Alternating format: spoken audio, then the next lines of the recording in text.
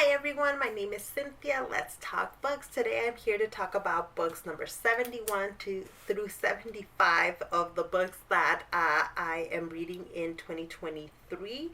I am well ahead of my goal for the year, so I'm pretty happy about it, even though I felt kind of behind earlier in the year, but I've just been reading quite a bit.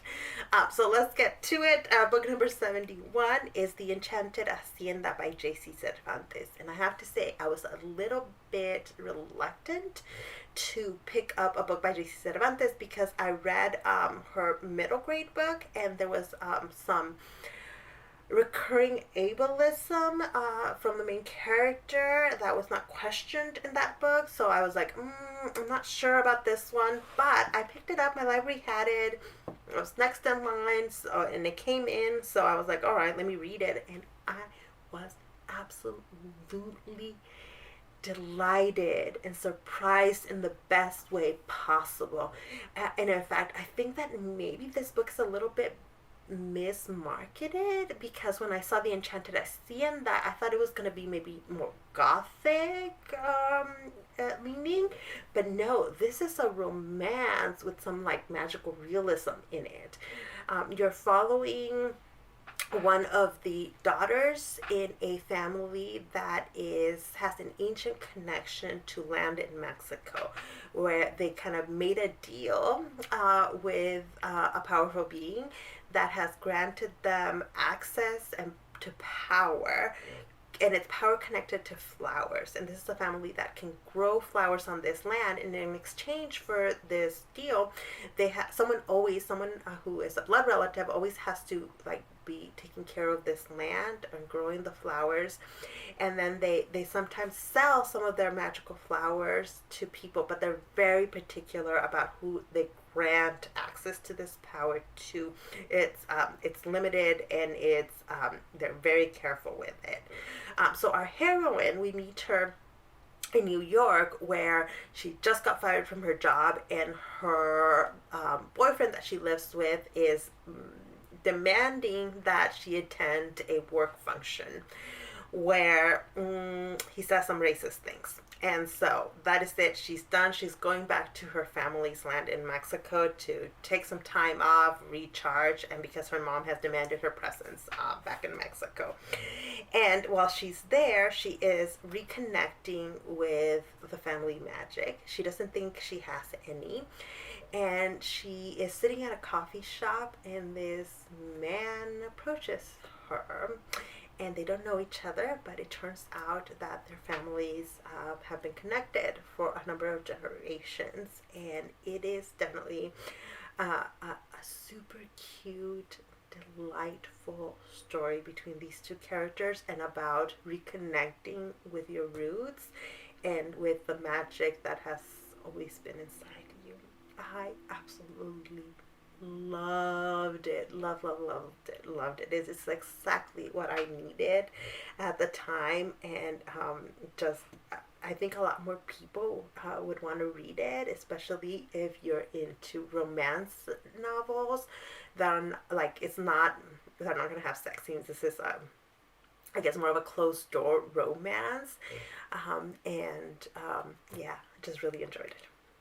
The next book on my list was Biting the Hand, Growing Up Asian in Black and White America by Julia Lee.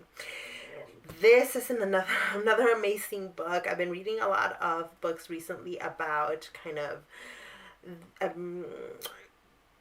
being a member of a marginalized community in the United States, and especially when the family is an immigrant family.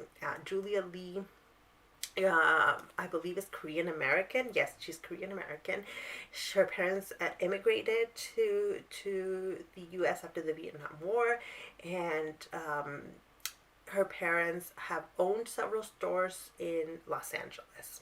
In fact, they owned a store in LA during the Rodney King uprisings, and so she talks about what that was like in a way that is really powerful, but from a Korean American perspective that also is interested in social justice and uplifting all racial and ethnic minorities.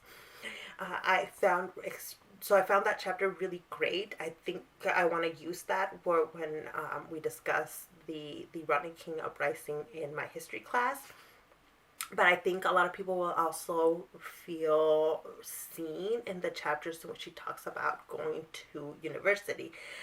She went to an elite university in the United States, and she describes what that was like as being coming from a poor immigrant family, and what it's like being at a university in which most people are wealthier and their legacies, and they just have a very different experience. How you connect to the workers at the university, how they take care of you, how you manage the microaggressions and the outright racism. I found all of that extremely powerful and relatable. Yeah, I just cannot praise this book enough, and I hope more people pick it up. I think you'll be especially interested if you are Asian American because of the racial dynamics she discusses. But I think it is worth the read regardless of your racial or ethnic background.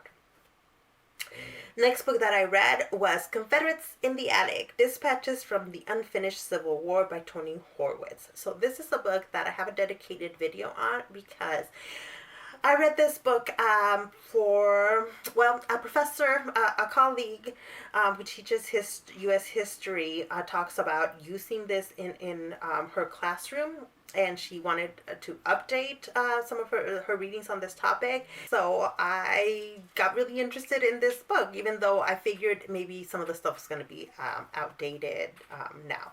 And it turns out, yeah, this book was written, I believe, in the 90s. And what Horwitz did was go around following several different like Civil War reenactors, going to towns where the issue of the Civil War was coming up, either because of controversies with the use of the Confederate battle flag or the statues of Confederate leaders, things like that.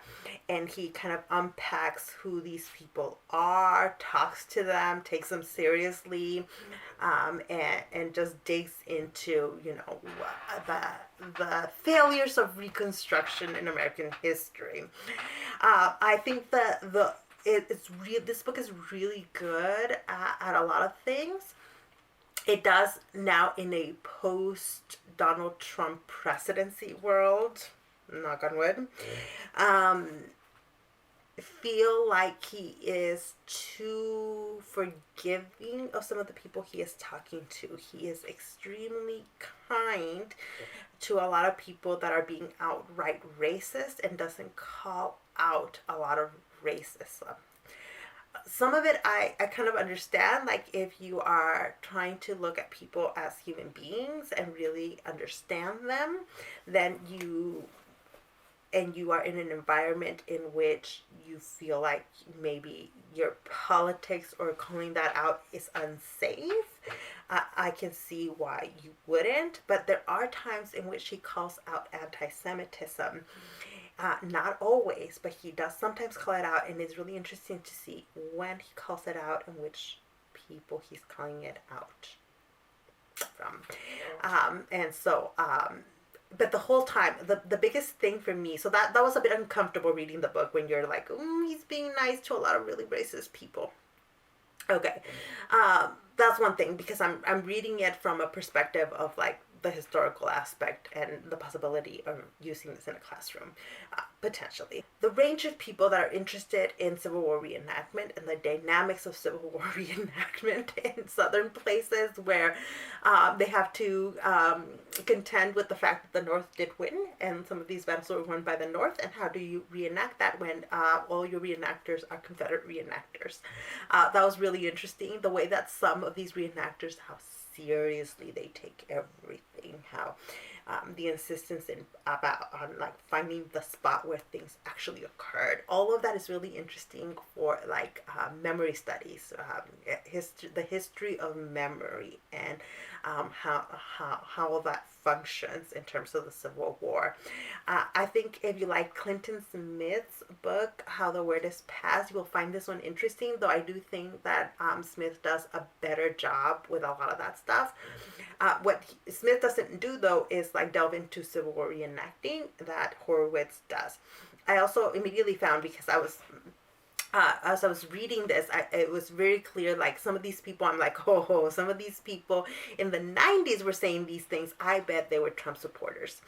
And sure enough, I went into Horwitz social media, and unfortunately Horwitz has passed away, but during the Trump presidency, he reconnected with some of these people, and some of them just like wrote him some nasty things. It is clear some of these people that you were right as you're thinking about what these people end up doing in more recent times, but not all of them.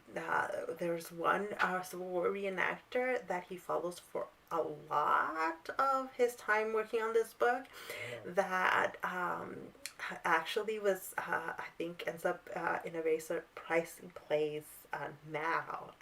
And so, anyway, I found the reading really interesting, though I do think that he was too nice to some of these people. The next book that I finished was Red Comet, The Short Life and Blazing Art of Sylvia Plath by Heather Clark. So I know a bunch of people that I watch on YouTube read this book for the YouTube prize last year. And I... Ooh, some of you were right. This is a long book. And I got interested in reading this book because I reread The Bell Jar, which was one of my favorite books growing up. I had a very different experience reading it recently, but I was really interested in learning more about Sylvia Plath. So I knew that this book had just come out, and I picked it up. And you definitely learn a lot about Sylvia Plath. She actually has a very interesting life, though. Major content warnings because she did commit suicide and was suicidal for chunks of her life. She had a short life, and you wouldn't expect this book to be as long as it is. And part of it is just like the author just spends too much time analyzing Plath's poetry from when she was in like elementary school, which I'm not sure was entirely fair. But I also found like it was too repetitive on certain topics. For example, she has there's a boy that she's close to growing up, that they are basically engaged for a large chunk of time. Like, everybody expects that they will get married, but they're both off to college, and so it's like on pause. And it is clear that Sylvia Plath, like, it was extremely apprehensive about the prospect of marrying this boy, and that I felt like the author spends like chapters and pages making this point to us, where I felt like, okay, we really only needed one or two examples of this. Like, clearly Sylvia Plath was ambiguous about her relationship with a lot of men. And some of that is important to understand, so that we understand her relationship with her husband and how that may or may not have contributed to her suicide and to some of her poetry and her creative work. But it was a lot of time spent on that. And then after that, like we spent a lot of time with like every bit of information we have on her from later in life, and it was a bit much. On the other hand, I can see why people like it if you really want that kind of detail, if you're that nosy about people's lives, but sometimes I am, then this kind of detail into somebody's life, I can see why that people want to read this, why these kinds of books get written, why they're popular. Though I would also argue that more editing, I think, is needed in these kinds of really long biographies. Okay, book number 75. My footage got all blurry when talking about my last book. So book number 75 of the books I've read is Office Hours by Katrina Jackson. So I had already purchased the ebook of this book, and then I saw this special edition cover. Look at this.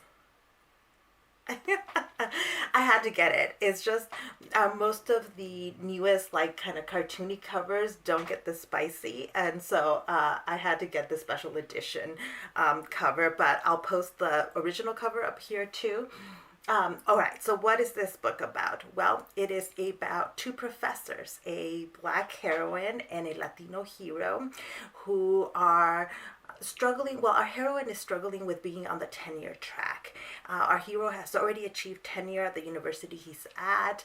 The heroine has had a crush on him since she came to this campus, but they haven't made, like, neither one of them has made a move. But now they're in a faculty meeting together that meets every so often, and they keep, like, giving each other eyes. And then one night they decide to walk back to their offices together, and sparks fly. This book was such a delight, and also kind of traumatizing, because as someone who is an adjunct professor, seeing our heroine struggle with being on the tenure track and all of what that means for her as a black woman, one of only a couple of women of color on campus, period. The extra burden that places on her, the insecurity of whether she's going to be able to achieve tenure or not, the deep struggle with time, life, like work-life balance, is just so real, so real. And part of this discussion and why it's so real in this book is because Katrina Jackson is a historian. She does work at a university, and so she deeply understands the struggles of being on the tenure track, of being one of only a handful of non-white people on a college faculty. And it just, like, it triggered some of that kind of anxiety and depression, because those are things that the heroine is going through. But I so much appreciated seeing such a realistic depiction of what working as a faculty in a university is like. I don't think I have ever read anything like this ever before, and to see it in the context of a romance, right, where I know things are going to be okay here, it just is so fabulous. There are a couple of other romance writers that have written faculty heroines, but this is from somebody who has experienced this firsthand. I know, I think it was Denise Williams. She works at a university as well, and one of her books depicts a university professor as well. And I thought her depiction was also really excellent. So if anybody has any recommendations for other books written by people who work at a university, either as faculty or staff, and have written romance novels featuring faculty members, please let me know. No student professor romances, please. I cannot handle those.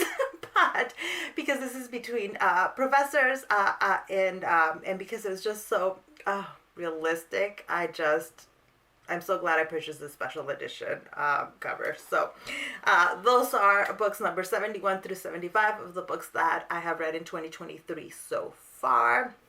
Leave me all your recommendations down below. Let me know if you've read any of these books or if you're interested in them. Thank you so much for watching this video, and I'll see you in the next one. Bye.